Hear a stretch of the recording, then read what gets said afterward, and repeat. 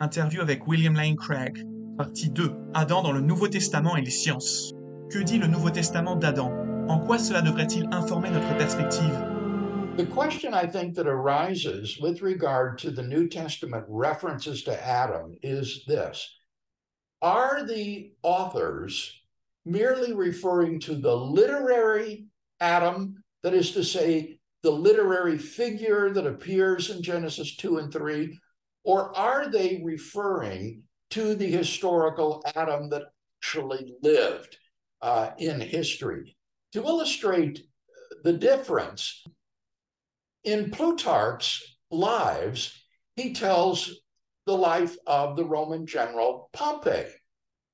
Now, you can distinguish between the literary Pompey, which is the figure that appears in Plutarch's Lives and is the literary individual described by Plutarch. And that's different than the actual Roman general that really lived and died. And the question we want to ask is how closely the literary Pompey resembles the historical Pompey.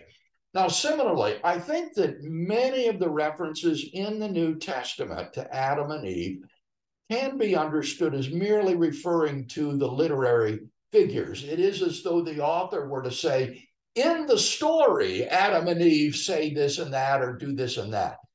But the primary and glaring exception to that is Romans chapter 5, where Paul describes the entrance of sin into the world through Adam's fall. He says that sin entered the world through Adam, and therefore all men died because all men sinned. And it is impossible for a purely literary figure to have real causal impacts upon the world. For example, Sherlock Holmes has no causal impact upon anybody. He's just a literary figure. But Paul treats Adam not merely as a literary figure, but someone who causally impacted the history of humanity by allowing sin to come into the world. And so I'm convinced that Paul both believed and taught that Adam was a historical person.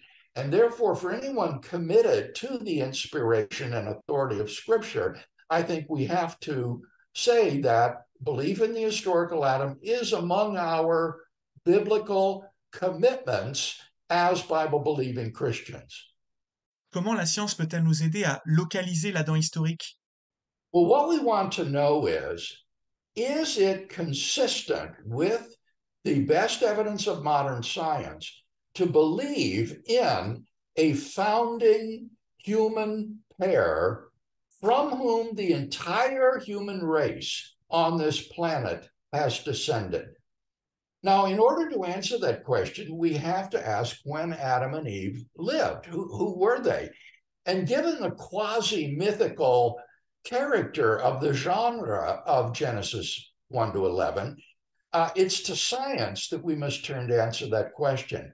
And what I argue in the book is that sufficient conditions for humanity include things like technological innovativeness, symbolic thinking, such as expressed in art and language, the ability to anticipate the future and plan for it.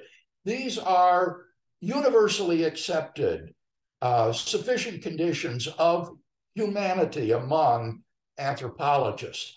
Now, we can't detect those sorts of things directly, of course, but what we can look for is what paleoanthropologists call archaeological signatures of modern cognitive behavior. And what I argue is that Neanderthals possessed modern cognitive capacities just as much as Homo sapiens. In fact, they had an even greater brain size than we do. And they exhibit these archaeological signatures that show they had language ability, symbolic thought, and so forth. And so if Adam and Eve were the progenitors of all mankind, that means that they had to have lived earlier than the divergence between Neanderthals and Homo sapiens. Well, the species that is the ancestral species for Neanderthals and Denisovans and Homo sapiens is called Homo heidelbergensis, or Heidelberg man. He lived about 750,000 years ago or so, and had a cranial capacity comparable to modern Homo sapiens, and also exhibited many of these archaeological signatures. And so my hypothesis in the book is that Adam and Eve can plausibly be identified as members of the species Homo heidelbergensis. Comment parler d'Adam à nos amis non-croyants? I think that many people reject Christianity because they are convinced that it's incompatible with evolutionary theory.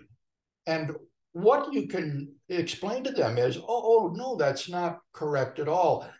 The Bible is composed of many different types of literature, poetry, like the Psalms, Jewish apocalyptic, like the book of Revelation, historical writing, like the book of Acts, and mytho-history, like Genesis 1 to 11.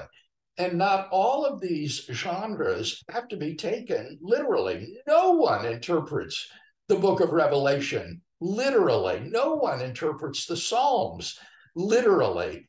And similarly, it's open to the Christian to say that a literalistic interpretation of Genesis 1 to 11 is not part of our biblical commitments. And so you can say to them, I don't take the narrative in it with a kind of wooden literalism. I think it's a figurative and metaphorical narrative, and it's perfectly consistent with saying that Adam and Eve were historical persons from whom all humanity descended, and they lived sometime prior to about 750,000 years ago. And so I am perfectly at peace both with my biblical beliefs and with my scientific beliefs, which are right within the mainstream of contemporary science.